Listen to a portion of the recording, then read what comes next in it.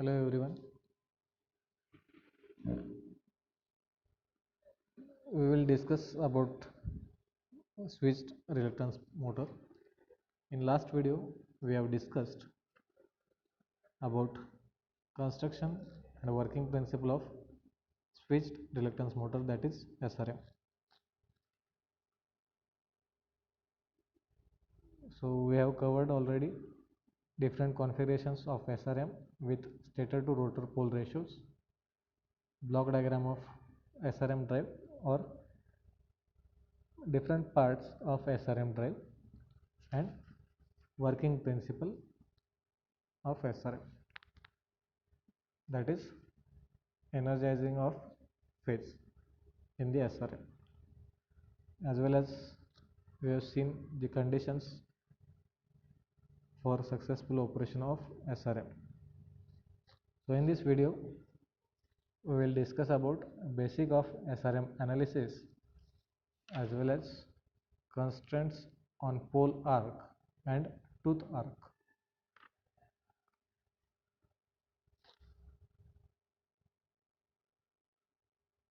So here we will see basic SRM analysis and constraints on pole arc and tooth arc.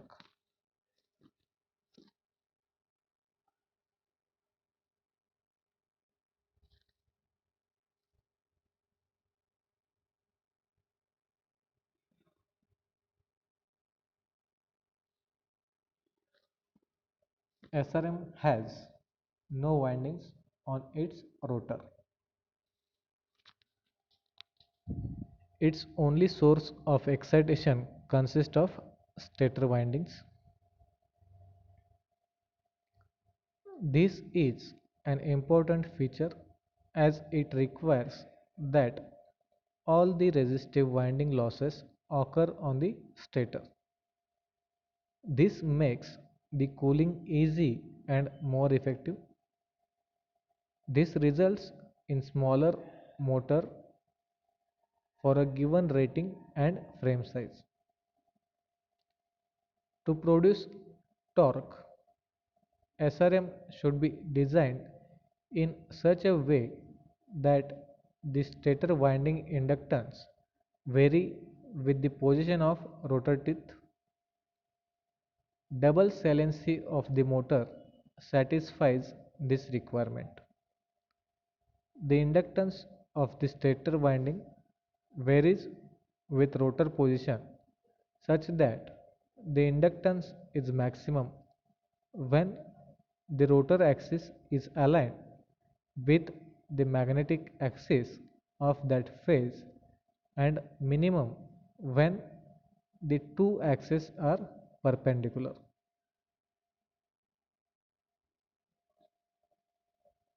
For analysis, consider an SRM with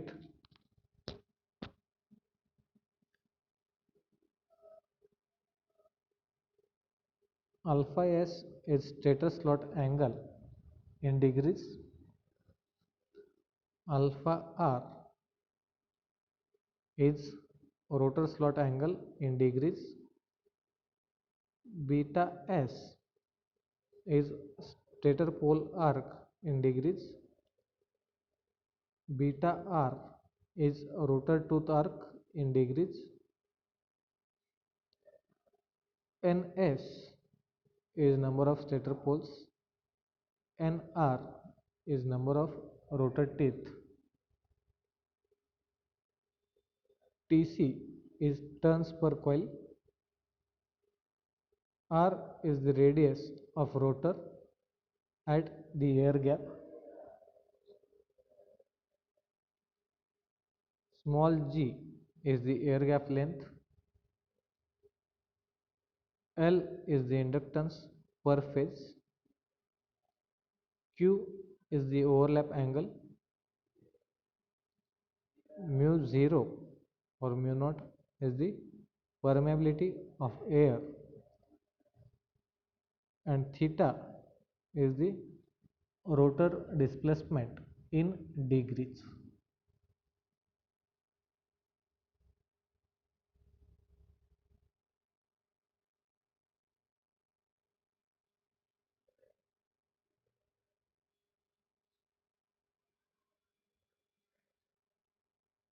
Assuming no fringing of flux and flux to be confined entirely in the overlap of the rotor teeth and stator pole, the inductance per phase is given by L equals to Tc square mu 0 L into R cube into R into Q upon 2G,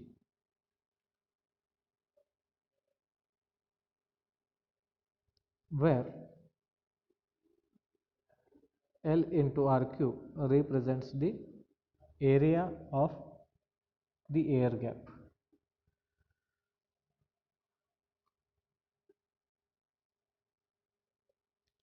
The variations of inductance can be studied with the help of this figure.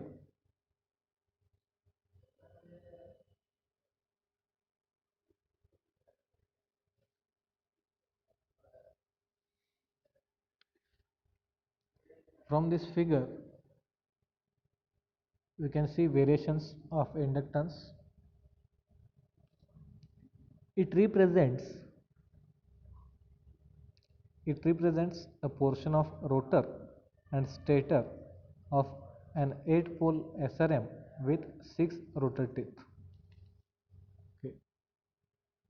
So it is for 8 pole of stator and 6 pole of rotor teeth, portions of rotor and stator of 8 pole SRM. They developed diagrams for various positions of rotor teeth. We can see here below this diagram.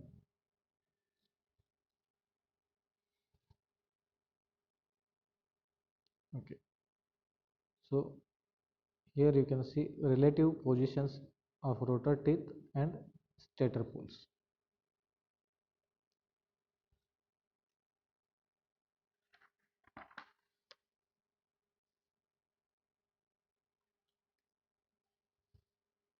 Here total 4 figures are there: A, B, C, D. A, B, this is C, and last one is D. So in figure A, this one, in figure A, the position of stator pole, okay, the position of stator pole A and rotor tooth B when the overlap begins are shown. Okay, this is when overlap begins. The inductance starts increasing at this instant. This position is taken as the reference for displacement. Therefore, in this case, theta is 0 degrees. That is for reference. In figure B,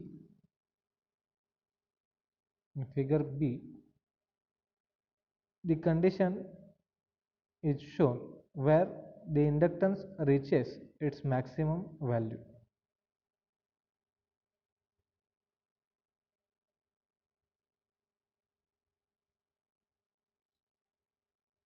The position of rotor teeth and stator pole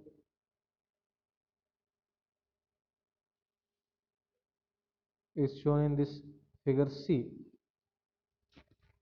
This figure indicates that the instant at which the overlap starts decreasing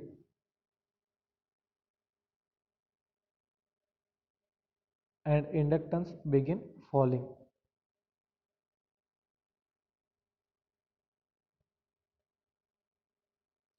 The instant at which the overlap ends and inductance reaches its minimum value is shown in the figure D.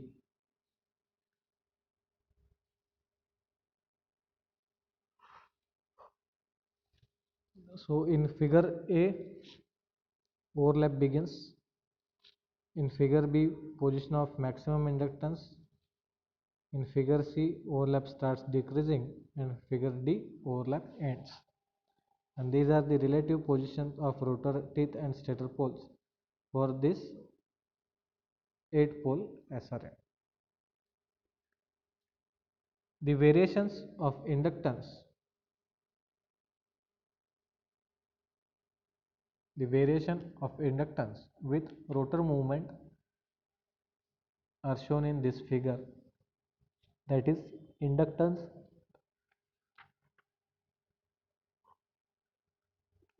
that is the inductance and rotor displacement profile, that is L, that is L theta profile. Okay, L is the inductance per phase and theta is the rotor displacement in degrees.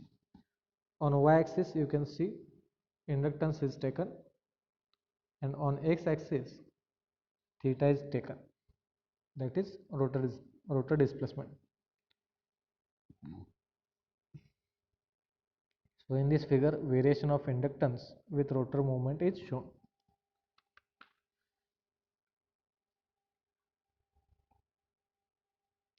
The L theta profile is obtained as follows. For 0 to beta s, so here beta s is the stator pole arc in degrees.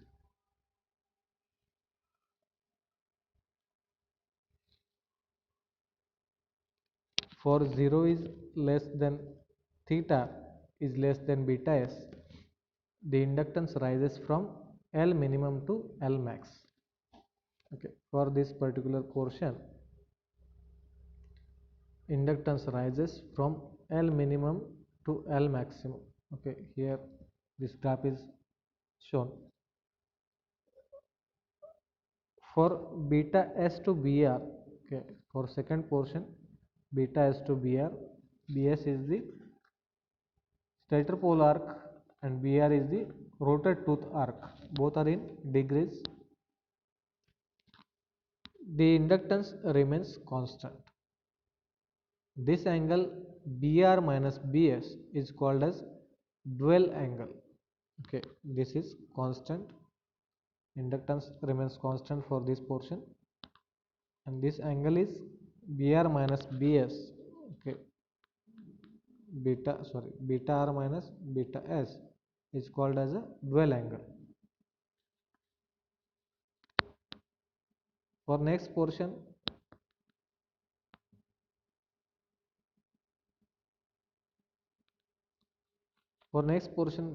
for beta r to 2 pi by ns, for this portion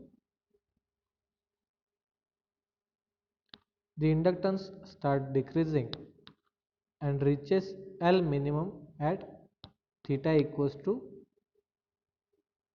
2 pi by ns. Okay. So for this portion, inductance starts decreasing and reaches L minimum at 2 pi by ns. The last portion is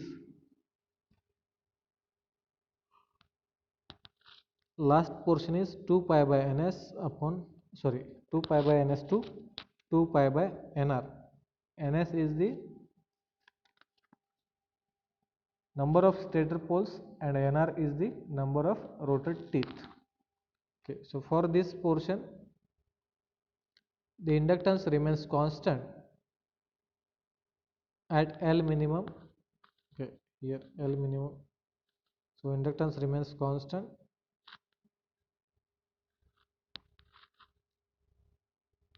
two pi by nr minus 2 pi by ns is the dual angle. Okay, 2 pi by nr minus 2 pi by ns is again dual angle. Okay, 2 pi by nr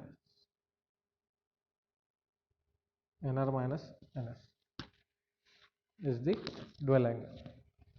So this is the basic SRM analysis. Next is constraints on pole arc and tooth arc. For selecting the slot and tooth dimensions of the stator and the rotor, the following constraints are considered. So these constraints are to be satisfied for obtaining optimum and feasible values for L max and L minimum. Okay, L max and L minimum, that is maximum value of inductance and minimum value of inductance. So for fast building up of current from the voltage source, the stator phase should be switched on while the inductance is minimum and constant. This can be achieved by providing a dwell time during which inductance is minimum, and for this beta s should be less than alpha r.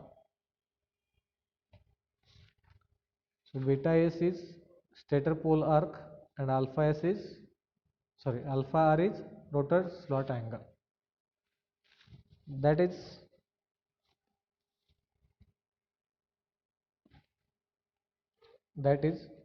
beta s less than 2 pi by nr minus beta r, and from that we can write that is beta s plus beta r less than 2 pi by nr. So stator slot angle must be less than the stator pole pitch. Stator slot angle must be less than stator pole pitch, that is beta s less than 2 pi by ns. To avoid negative torque production, there must be dwell period during which inductance is maximum, and to meet this requirement, beta r is greater than beta s. Okay. The period during which the slope of L theta curve is positive should be more than the step angle theta s, and to satisfy this, beta s should be greater than 2 pi by nr minus beta s should be greater than 2 pi by nr minus 2 pi by ns, and these constants are graphically represented in this figure. The feasible region is a shaded part. You can see here, this is the shaded part which is feasible region. So this is the graphical representation of constraints on beta r and beta s.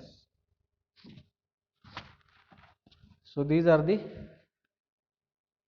some constraints on pole arc and tooth arc. So in this video we have seen